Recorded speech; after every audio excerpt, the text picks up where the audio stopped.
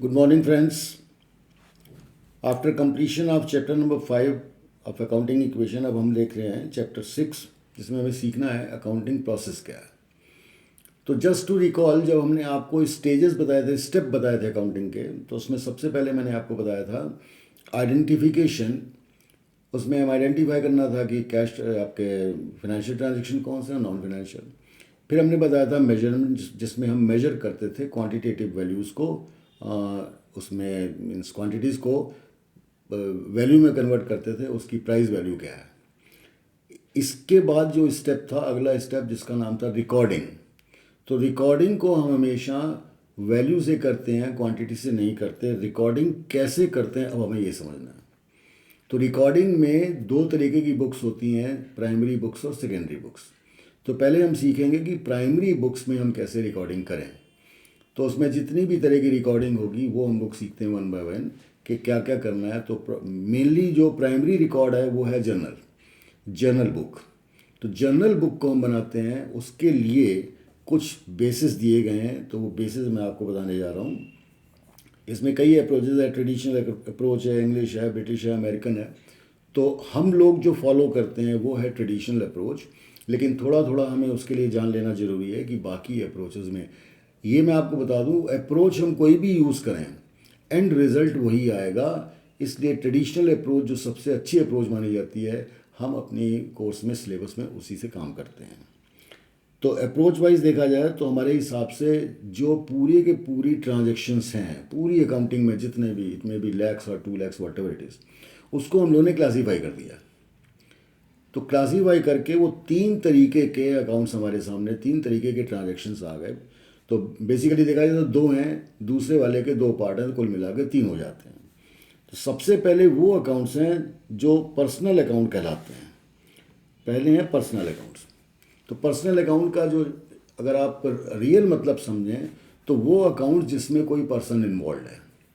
यहाँ पर एक बहुत इंपॉर्टेंट बात ध्यान रखिएगा कि बिजनेसमैन तो हर एक ट्रांजेक्शन में इन्वॉल्व हो जाएगा। तो उस हिसाब से अगर हम सोचें कि सारे के सारे पर्सनल हो गए, नो।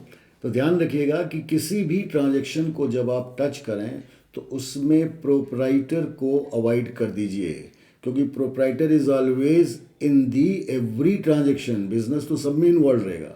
हमें उन पर्सनस को देखना है कि जो अपार्ट फ्रॉम दी प्रोप्राइटर हैं। we'll seek all those persons who are apart from the proprietor who are dealing with us. So any such transaction in which any person means except the proprietor, we are looking at the other persons. proprietor को हम कभी debit credit नहीं करते हैं, उसकी जगह उसके representatives item है, नाम है, उनको करते हैं, लाइक कैपिटल और ड्राइंग वगैरह। प्रोप्राइटर का नाम किसी भी एंट्री में नहीं लिखा जाता। तो पहले है पर्सनल। तो पर्सनल की पहचान मैंने आपको बता दी, उसमें कोई ना कोई पर्सन जरूर इन्वॉल्व होगा। अब पर्सन कितने तरीके के हो सकते हैं, देखिए, पहला है आपका natural person, as we are their natural beings, XYZ AB, Suresh, Ganesh, whatever it is. तो जिसमें इस तरीके के नाम आ जाते हैं तो वो हो जाएंगे नेचुरल पर्सनस। दूसरे हैं आर्टिफिशियल पर्सनस। ये हैं कॉरपोरेट बॉडीज़ जो आर्टिफिशियली क्रिएट किए गए हैं। जैसे आपकी मीन्स कोई कॉरपोरेशन हो जाता है, जैसे आपकी कोई मिठाई की दुकान है, या आपके स्कूल हैं, या बैंक्स हैं, जिनको कॉरपोरेट किया गया है और वो कॉरपोरेट होकर के एक कॉरपोरेटेड नाम से जाने जाते हैं। जैसे फॉर एग्जांपल आपका जेम्स इंटरनेशनल स्कूल हो गया, या आपका कोई स्वीट हाउस हो गया, या municipal corporation of the state of the means city. इस तरीके के सारे जो इनकॉर्पोरेटेड हैं, वो सारे अकाउंट्स को या ट्रांजेक्शन्स को हम लोग बोलते हैं artificial person. They are also person but they are not natural. तीसरे हैं रिप्रेजेंटेटिव पर्सन्स। ये रिप्रेजेंट करते हैं किसी को। तो रिप्रेजेंटेटिव पर्सन्स में, अब जैसे आपको बताया मैंने कि जो प्रोप्राइटर है उसको हम कभी भी रिकॉर्ड नहीं करते। तो प्रोप्राइटर को हम रिप्रेजेंट करते हैं कैपिटल से। अगर वो प्रोप्राइटर हमें पैसे दे रहा है, हमें मीन्स बिजनेस को पैसे दे रहा है, तो हम उसको डेबिट या क्रेडिट नहीं करेंगे, वो हमारे लिए पार्टी नहीं बनेगा। उसकी जगह हम कैपिटल वर्ड को लिखेंगे। Capital represent the any transaction done by the proprietor. Similarly proprietor के दूसरे ट्रांजेक्शन जब वो पैसे निकालेगा अपने पर्सनल यूज़ के लिए, तो उसको हम यूज़ करते हैं वर्ड ड्राइंग। तो जो प्रोपराइटर है is represented by two different terms, one is the capital, second is the drawing. When it is means done for the capital, जब वो कैपिटल को इंट्रोड्यूस करता है तो हम उसको क्रेडिट कर देते हैं कैपिटल में, जब वो निकालता है तो उसको हम रिप्रेजेंट करते हैं वर्ड ड्राइंग से. इसके अलावा बहुत सारे लोग होते हैं जिनको कि हम उनका नाम नहीं लिखते. For example outstanding salary. अब ये सोचिए कि अगर हमने हमारे यहाँ 50 वर्कर हैं और सबकी सैलरी आउटस्टैंडिंग है, तो if I am going to write the name of all those 50 persons, it will be my accounting procedure will be very very lengthy. तो मैं उन सबको रिप्रेजेंट करके लिख देता हूँ outstanding salary. It may be means outstanding for mister X और Y और Z, we are not concern. हमने लिख दिया भाई हमारी इतनी आउटस्टैंडिंग सैलरी है, किसको किसको देनी है वो बाद में देखेंगे. डेटर्स. अब डेटर्स का मतलब ये है कि अगर मैंने 50 जगह अपना गुड्स उधार बेचा हुआ तो मेरे 50 डेटर हैं. तो instead of writing all those 15 names, तो मैं उसको समराइज करके एक वर्ड लिखता हूँ debtor. Means debtor is that means amount which is belonging to different debtors to whom we have sold the goods on credit. तो ये 3 तरीके के पर्सनस हो गए. दूसरे हैं पर्सनल अकाउंट्स के बाद इम्पर्सनल अकाउंट, यानी कि इसमें पर्सन नहीं है. देखिए डीलिंग तो पर्सन ही करेगा, लेकिन जिन चीज़ को हम इसमें रिकॉर्ड करेंगे वो पर्सन नहीं, वो अपार्ट फ्रॉम पर्सन समथिंग है.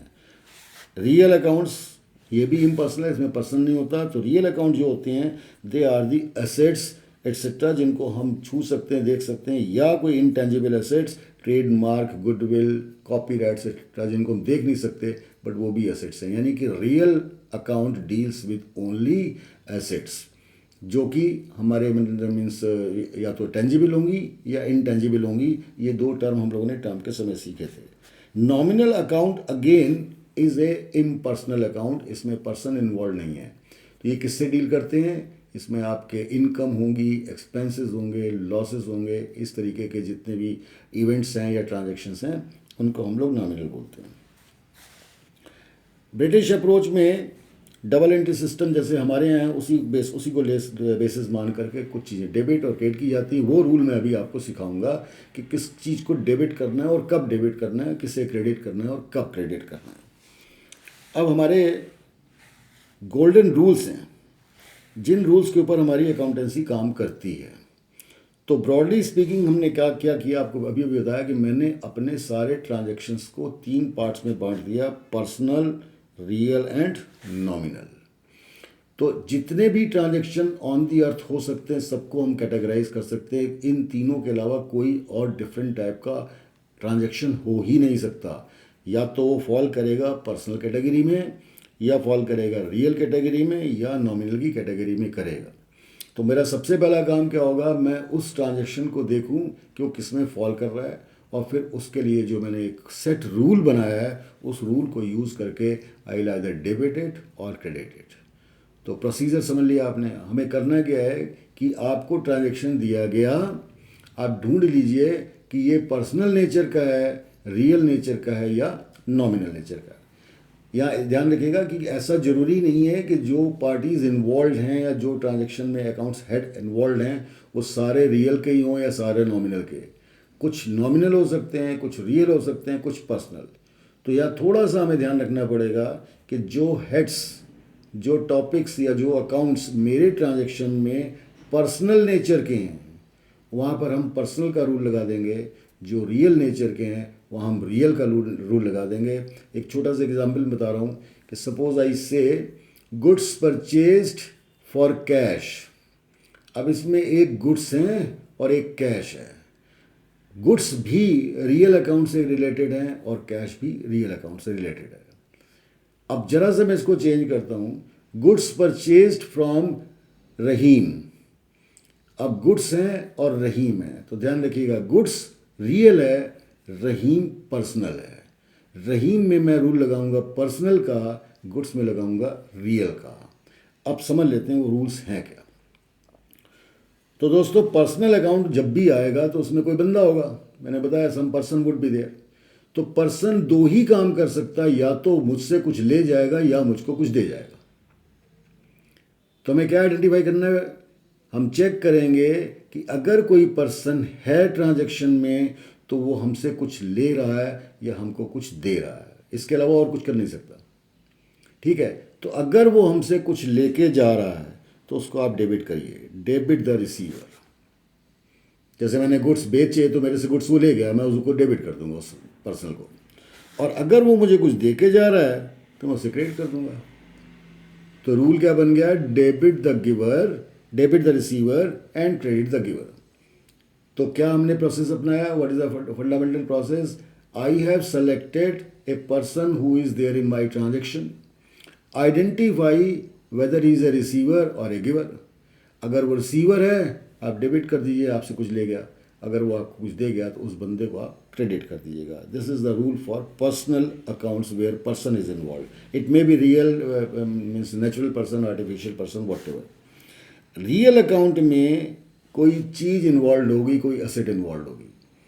अब आप सोचिए एसेट अगर इन्वॉल्व है तो क्या होगी, या तो एसेट मेरे घर आएगी या मेरे पास से जाएगी। तो अगर वो मेरे बिजनेस में आ रही है एसेट उस ट्रांजेक्शन के रिकॉर्डिंग, जैसे मशीनरी परचेज, तो मैंने मशीन परचेज की ना, तो मशीन मेरे घर आ रही है तो हम उसको डेबिट कर देंगे। तो डेबिट व्हाट कम्स इन।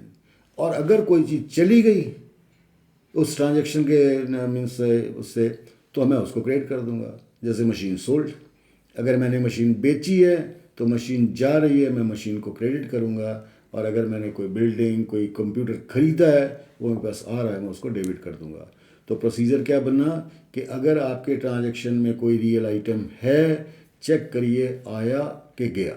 अगर आया डेबिट कर दीजिए, गया तो क्रेडिट कर दीजिए। तो दो रूल आप समझ गए, पर्सनल का और रियल का। अब बात करते हैं तीसरे, नॉमिनल अकाउंट्स। इसमें मैंने बताया था these are related with expenses and income only. Expense हो, लॉस हो, इनकम हो, गेन हो। तो इसका भी रूल इसी से बन गया, अगर एक्सपेंसेस लॉसेस हो रहे हैं उस ट्रांजैक्शन में जो आपको दिया है जनरलाइज करने के लिए, तो एक्सपेंसेस को डेबिट कर दीजिए। यहाँ इंसान की बात नहीं हो रही है, वो पर्सनल में छूट गए सब। अब हम सिर्फ बात करें, जैसे आपके चोरी हो गई, इट्स ए लॉस, तो लॉस बाई थेफ्ट को डेबिट कर दीजिए, राइट। आपका कोई सामान में आग लग गई, लॉस बाई फायर डेबिट कर दीजिए। आपने वेजेस पे कर दी तो वेजेस आपका एक्सपेंस है, वेजेस डेबिट कर दीजिए। अगर आपको कहीं से कमीशन मिल गया, वो आपकी इनकम है, तो कमीशन को क्रेडिट कर दीजिए। तो रूल क्या बना, debit all expenses and losses, credit all incomes and gain. बस काम कितना करना है, हमें आइडेंटिफाई कर लेना है। अमेरिकन अप्रोच के लिए इन्होंने 5 रूल बनाए हैं, लेकिन इन रूल को यूज़ करें या इनको यूज़ करें, अल्टीमेटली जिसे डेबिट करना है वही डेबिट होगा, जिसे क्रेडिट करना है वही क्रेडिट होगा। वो आप रूल हम लोग बाद में जब अप्लाई करके देखेंगे तो हम वेरीफाई कर लेंगे कि yes both the means rules are same. इन्होंने क्या किया, इन्होंने 5 रूल बनाए। पहले रूल बनाया इन्होंने, increase in asset will be debited. अगर असेट, क्योंकि इन्होंने मान लिया कि 5 चीज़ें हैं, असेट्स हैं, लाइबिलिटीज़ हैं, इनकम है, गेन है और कैपिटल है, तो उसी को लेकर के चल पड़े। तो उसमें क्या बोला कि अगर कोई एसेट बढ़ रही है तो उसको आप डेबिट कर दीजिए, घट रही है तो उसको क्रेडिट कर दीजिए। उसके बाद लाइबिलिटी अगर बढ़ रही है तो क्रेडिट कर दीजिए, लाइबिलिटी घट रही है तो डेबिट कर दीजिए। कैपिटल अगर बढ़ रही है तो क्रेडिट करना है, कैपिटल घट रही है तो उसको डेबिट कर दीजिए। रेवेन्यू और इनकम बढ़े तो उसको आप क्रेडिट करिए, और ये दोनों चीज़ें अगर घट जाएँ तो उसको क्रेडिट कर दीजिए। एक्सपेंसेस लॉसेस अगर बढ़ रहे हैं तो डेबिट करिए, और अगर वो घट रहे हैं तो उसको क्रेडिट करिए। ये इन्होंने 5 रूल बनाए, टेकिंग इनटू कंसिडरेशन कि they are dealing with only and only 5 things. And yes of course 5 ही चीज़ें हैं, एसेट्स हैं, लाइबिलिटीज़ हैं, लॉसेस हैं, गेन्स हैं और कैपिटल है। जिसमें एसेट्स और एक्सपेंसेस के लिए सेम चीज़ है, एसेट बढ़ेगी तो डेबिट करना है, एक्सपेंस बढ़ेंगे तो डेबिट करना है। एसेट घटेगी तो क्रेडिट करना है, एक्सपेंसेस घटेंगे तो क्रेडिट करना है। तो यानी कि एसेट्स और एक्सपेंसेस का सेम रूल है। बाकी 3 जो बच गए, कैपिटल, इनकम, गेन, उसके कैपिटल, लाइबिलिटी और लॉस गेन्स, उनका एक रूल बन गया। अगर ये चीज़ें बढ़ें तो इनको क्रेडिट करना है, घट जाएँ तो इनको डेबिट करना है।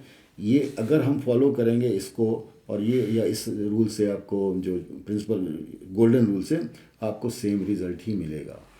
इसमें आपको करना क्या रहता है कि इसमें you will have to identify कि गिवन आइटम इज कैपिटल और असेट और लाइबिलिटी, इनकम और loss. Accordingly we will set it कि डेबिट करना है, क्रेडिट करना है। दोनों अप्रोचेस सही हैं। तो these are certain fundamental rules which are made for the process of accounting. तो उसको हम लोग ने रूल समझ लिए नेक्स्ट वीडियो में हम लोग समझेंगे कि इन रूल्स को हम कैसे अप्लाई करेंगे और किस तरीके से अपना प्राइमरी रिकॉर्ड मेंटेन करना शुरू करेंगे। धन्यवाद।